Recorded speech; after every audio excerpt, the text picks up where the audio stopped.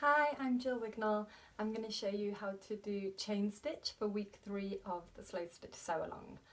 So chain stitch is a really nice decorative stitch. You're going to use the skills that you have learnt doing back stitch last week to do this stitch, quite similar, and it's good for filling in areas. So you might have made a little shape on your embroidery and then you can fill it in with some chain stitch in lines next to each other. I'll show you how to do that.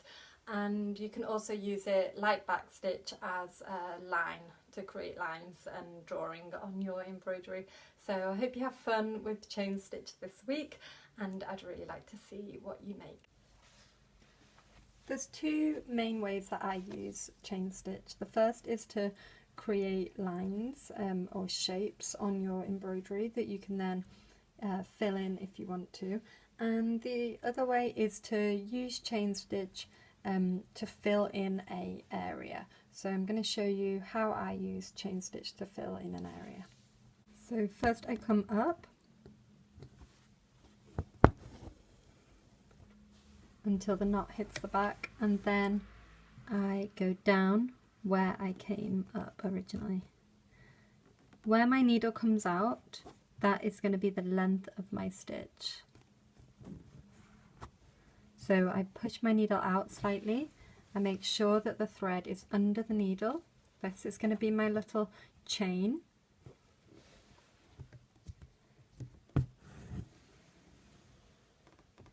And there I have my first link of my chain stitch. To continue it, I'm going to follow the line that I've done. I'm going to go down where I came up, stick my needle up, make sure my thread is underneath, and pull my needle out. And I'm going to continue like that. Down where I came up, you can see that I'm going down inside the chain.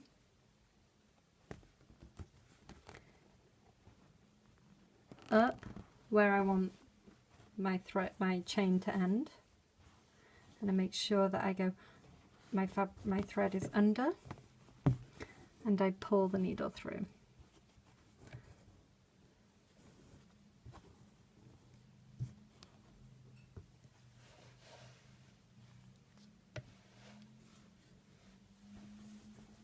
And again, down, up, thread needs to be under, and pull it through.